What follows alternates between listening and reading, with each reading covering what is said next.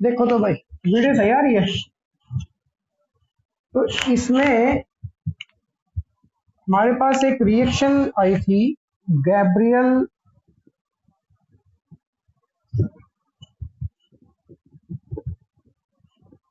थैलेइमाइड synthesis.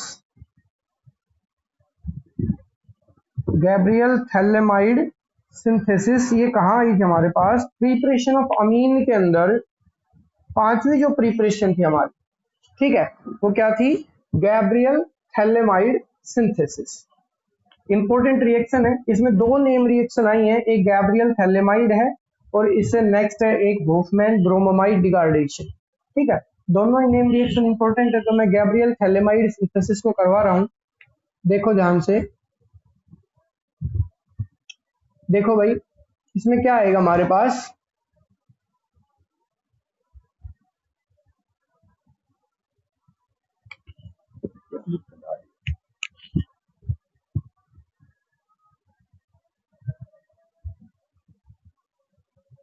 हाँ भाई, नवनीत करवा दूंगा, मैं होफमैन भी करवाऊंगा और ये गैब्रियल थैलेमाइड भी करवाऊंगा, दोनों करवाऊंगा।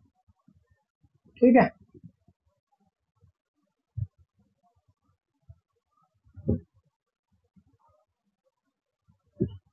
देखो पहले गैब्रियल थैलेमाइड को देखते हैं।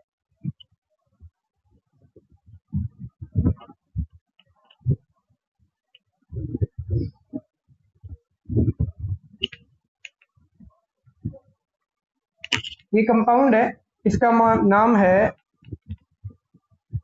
थैलेइमाइड।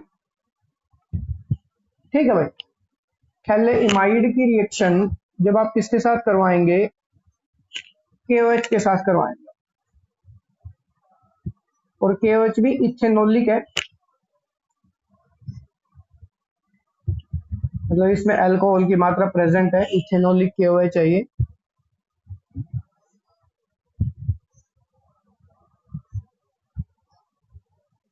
ठीक है, थैलेमाइड है, इसकी रिएक्शन आप KOH के साथ करवाएंगे, ये इथेनोलिक KOH है। तो यहाँ से क्या होगा? यहाँ से H और यहाँ से OH बाहर हो जाएगा, मतलब H2O बाहर हो गया। जो बचा है उसको लिखेंगे अब हम। ये जो K है ये इस H की जगह ले लेगा, HOH बाहर हो गया, NK बन जाएगा। यहाँ पे क्या आ गया? ये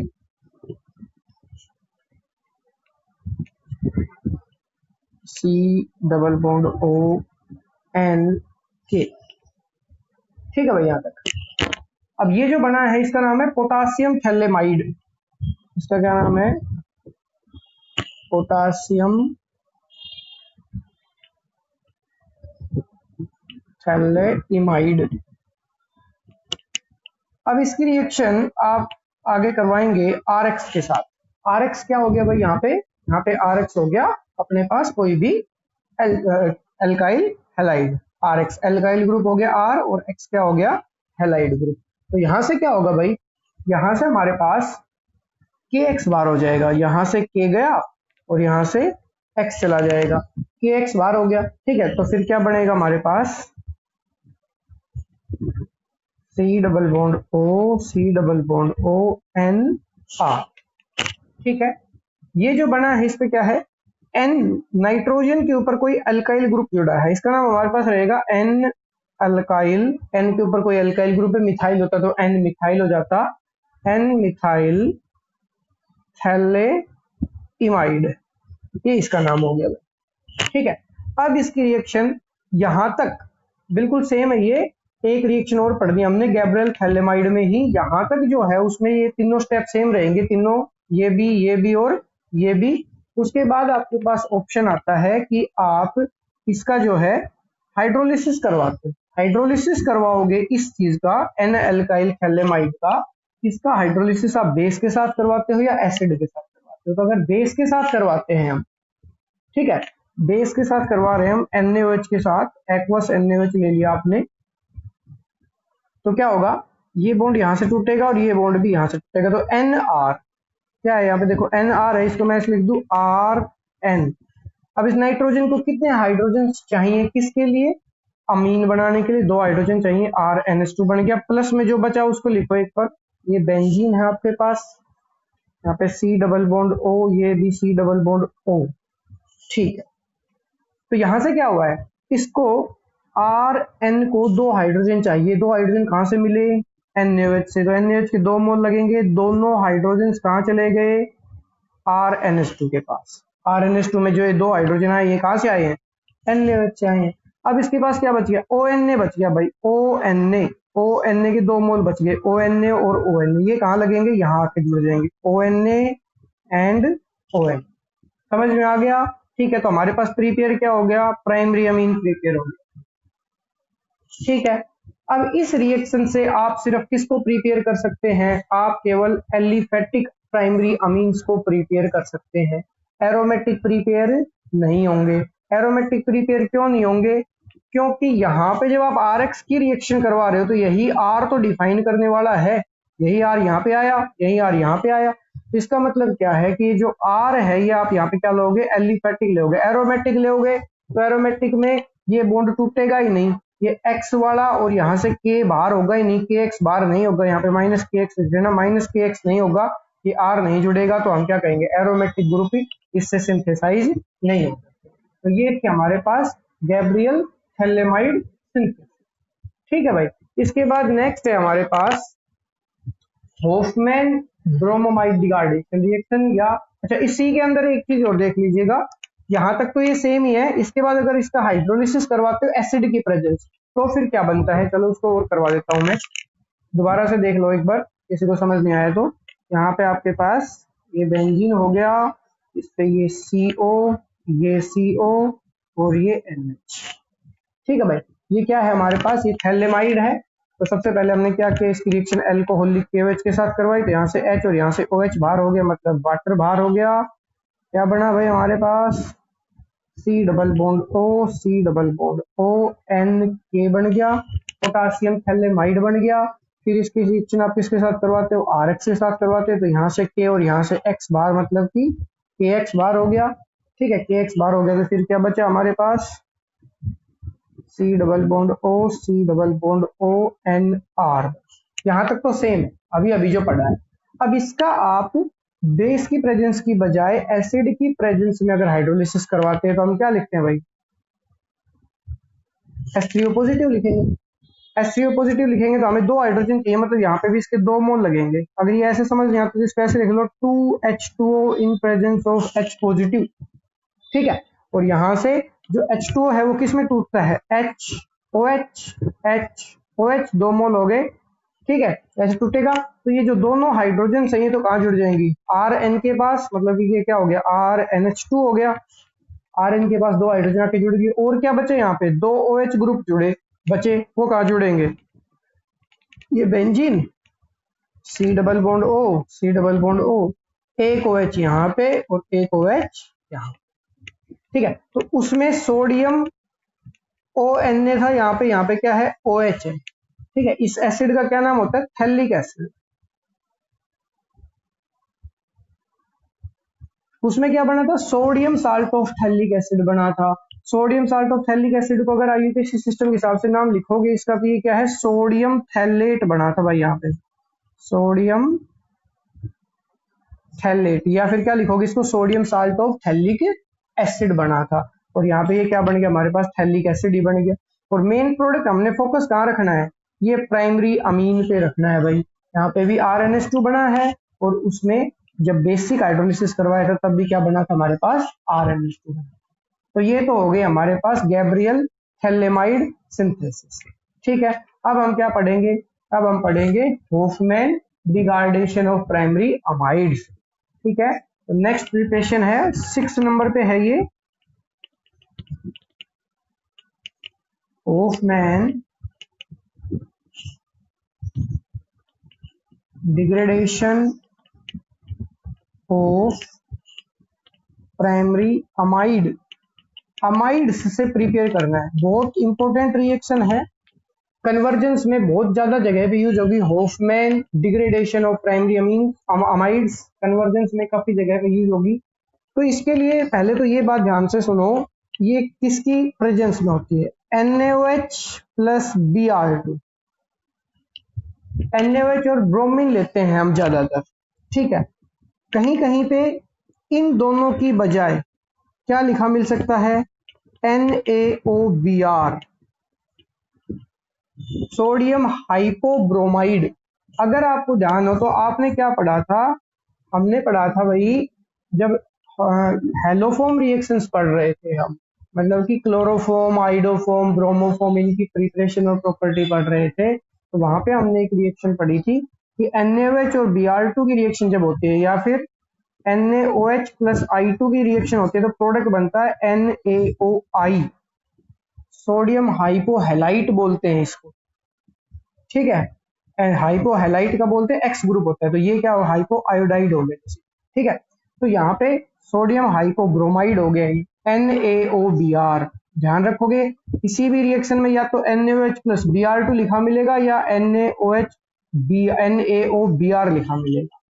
दूसरी बात, NaOH की बजाय आप KOH बेस को भी यूज कर सकते हो, मतलब KOH प्लस Br2 मिल गया, तो भी आपने होफमैन डिग्रेडेशन रिएक्शन नहीं करवानी है।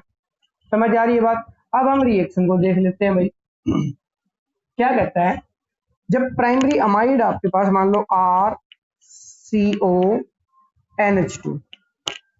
ठीक है, इसकी रिएक्शन आप किसके साथ करवा रहे हैं, इसकी रिएक्शन हम करवा रहे हैं Br2 प्लस NaOH के साथ।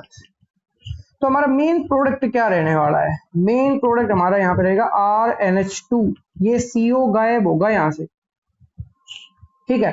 प्लस में साइड प्रोडक्ट्स क्या क्या रहने वाले हैं, एक बनेगा Na2CO3, एक बनेगा NaBr और एक बनेगा H2O, इसके 2 मोल और इसके 4 मोल लेने हैं। ये बैलेंस भी हो गई है और ये रिएक्शन जाएगी। अब इसको समझते हैं क्या हुआ है, तो देखो RCONH2 plus Br2 plus 4NaOH, ये है आपके पास, ठीक है। ओके, यहां से RNH2 बन गया, ये लिख दिया आपने, ठीक है। CO, ठीक, और यहां से 2 ऑक्सीजन और, देखो कैसे कैसे हुआ है। पहले तो एक नॉर्मल सी बात क्या है, ब्रोमीन है और Na है, तो NaBr तो बाहर होगा ही, पहले तो यहां से देख, ठीक है। और OH ग्रुप है यहाँ पे, तो वाटर भी निकलेगा ही निकलेगा, ये 2 चीज तो बिल्कुल क्लियर सी है। ब्रोमीन 2 थे तो यहाँ से 2 NaBr बाहर हो गया, मतलब 2 सोडियम यहाँ से और 2 ब्रोमीन यहाँ से क्या बाहर हो गया, 2 NaBr, ठीक है। फिर बचे 2 सोडियम, यहाँ पे CO ग्रुप है, तो ये किस फॉर्म में निकलेगा, Na2CO3 की फॉर्म में निकलेगा, और जो बच गया वो क्या बच गया, 2 मोल ऑफ वाटर बच गया। जब कन्वर्जेंस कर रहे होंगे हम या फिर कंप्लीट द रिएक्शन करोगे, वहां पे ये एक भी साइड प्रोडक्ट लिखे नहीं मिलेंगे, आप बुक के अंदर एग्जांपल्स को देख सकते हो। केवल मेन प्रोडक्ट क्या है हमारा, प्राइमरी अमीन है। दूसरी बात, इसमें जो सबसे इंपॉर्टेंट बात है वो क्या है, RCONH2 जो है वो RNH2 में कन्वर्ट हुआ है, मतलब इसमें टोटल जितने कार्बन थे उससे एक कार्बन कम बनेगा हमारे पास प्राइमरी अमीन के अंदर।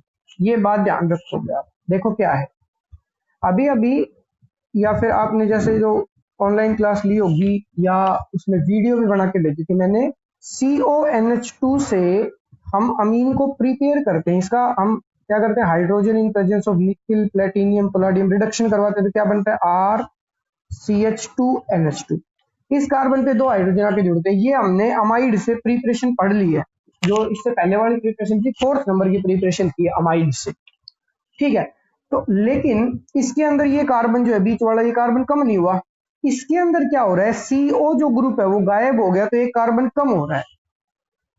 तो ये बात आपने ध्यान रखनी कि अमाइड से अगर अमीन बनाना है तो ये 2 तरीके हैं, लेकिन दोनों में से कौन सा कब अप्लाई करना है। अगर कार्बन की संख्या कम करनी है तो होफमैन डिग्रेडेशन रिएक्शन यूज करोगे, और अगर कार्बन की संख्या कम नहीं करनी है तो ये अमाइड वाला यूज करोगे। समझ में आती बात। दूसरी बात क्या है, ये जो R ग्रुप है इसकी जगह पे इस रिएक्शन में आप एरोमेटिक ग्रुप भी ले सकते हो, मतलब बेंजीन यहाँ पे ले सकते हो, ठीक है। मैं बेंजीन के साथ एग्जांपल और करवा देता हूं, एक benzene CONH2 react with Br2 benzene CONH2,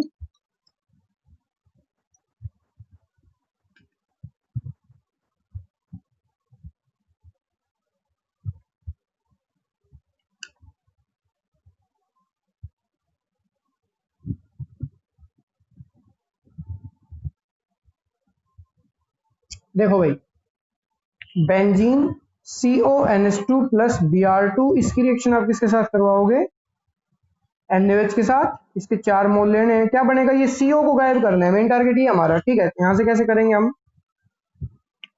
यहाँ पे NH2 प्लस में क्या क्या बनेगा? Na2CO3 प्लस में NaBr के 2 मोल प्लस में 2 मोल बनेंगे H2। तो ये रिएक्शन रहेगी हमारे पास। समझ में आती है बात? ठीक है। इसके बाद वाली जो प्रिपरेशंस हैं उनकी वीडियो बना के मैंने सेंड कर रखी है आपके पास। किसी को कोई प्रॉब्लम है तो मेरे को बता दो। ईयरफोन लगा रखे है मैंने, मेरे को आवाज आएगी, आवाज ओपन करके आप बता सकते हो। ठीक है। एक गुड़िया ने प्रॉब्लम पूछी थी, वो और करवा देता हूं मैं। उसमें क्या था? उसमें था भाई 4 मिथाइल एसिटोफिनोन से क्या बनाना था? 1,4 डाई कार्बोक्सिलिक एसिड बनाना था। Benzene 1,4 di carboxylic acid. मतलब क्या था? वहां पे कुछ इस प्रकार से था। ये बेंजीन है आपके पास, इस पे COCH3 है और फोर्थ पोजीशन पे मिथाइल है। इससे आपने क्या बनाना है? यहाँ पे COOH और यहाँ पे भी COOH। ये प्रिपरेशन करनी है, मतलब ये कन्वर्जन था एक हमारे पास। देखो ये 1 2 3 4 पोजीशन पे मिथाइल है और ये ऊपर वाला ग्रुप क्या कहलाएगा? एसिटोफिनोन। ठीक है, इसका क्या नाम है? एसिटोफिनोन। और इसको किसमें कन्वर्ट करना है? ये 1,4 डाई कार्बोक्सिलिक एसिड है। 1 2 3 4, 1 और 4 पे डाई कार्बोक्सिलिक एसिड, और ये क्या है? Benzene. Benzene 1,4 di carboxylic acid. ठीक है भाई, हमने ये बनाना है। अब इसको कैसे करेंगे हम? देखो बिल्कुल सिंपल सा है। इस CH3 का आप KMnO4 के साथ रिएक्शन करवाते हो इन प्रेजेंस ऑफ बेस या फिर एसिड, तो ये COOH में कन्वर्ट हो जाता है। ये रिएक्शन हमने कहाँ पढ़ी है? ये रिएक्शन हमने पढ़ी है कार्बोक्सिलिक एसिड की प्रिपरेशन में। हमने वहां पे क्या पढ़ा था? यहाँ पे कोई भी मिथाइल ग्रुप होना चाहिए। कंडीशन क्या है? उसके जो पहला कार्बन है उसके पास हाइड्रोजन होना चाहिए, और इसके पास हाइड्रोजन है 3 तो ये तो कन्वर्ट हो गया। और गुड़िया की प्रॉब्लम क्या थी कि सर इस कार्बन के पास तो कोई हाइड्रोजन नहीं है, तो ये COOH में कन्वर्ट कैसे हुआ? तो गुड़िया ये मिथाइल ग्रुप नहीं है, ये है कीटोन COCH3।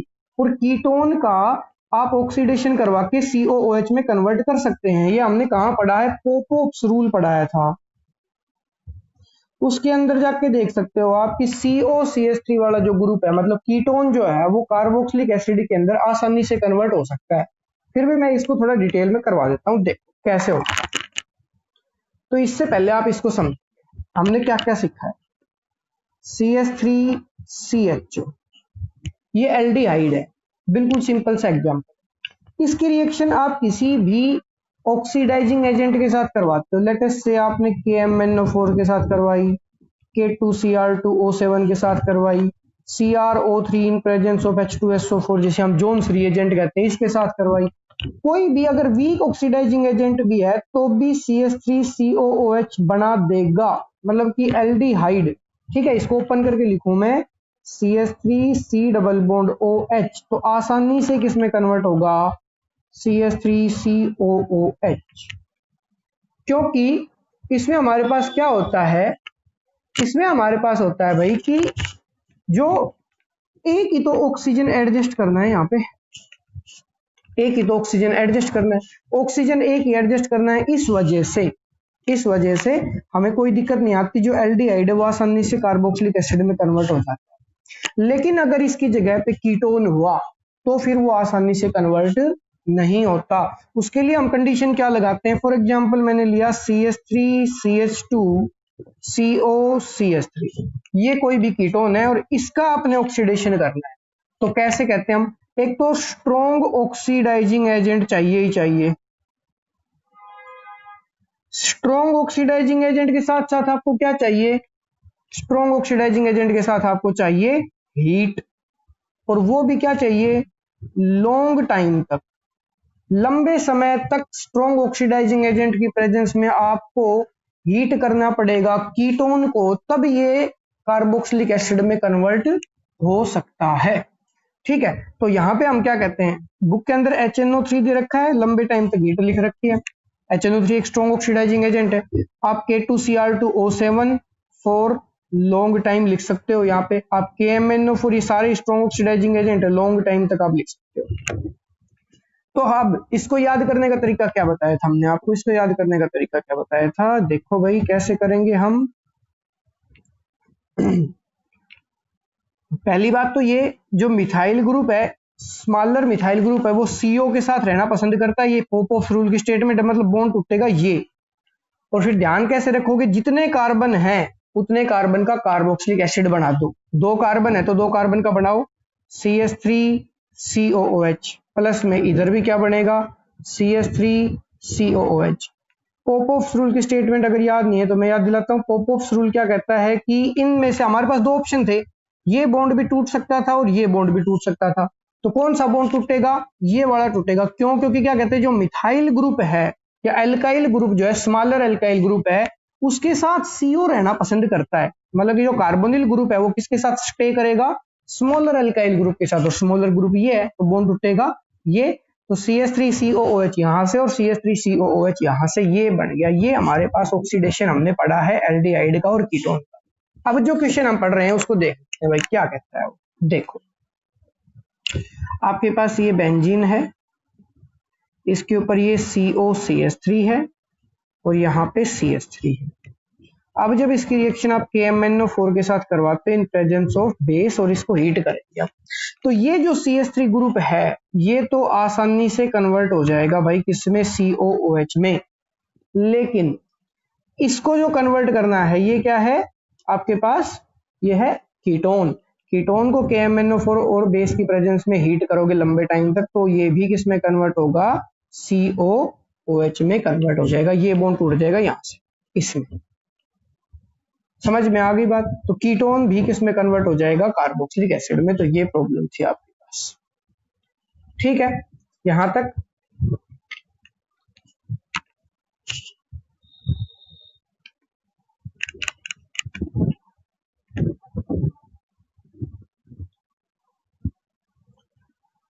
हाँ भाई अब बताओ किसको क्या दिक्कत आ रही है।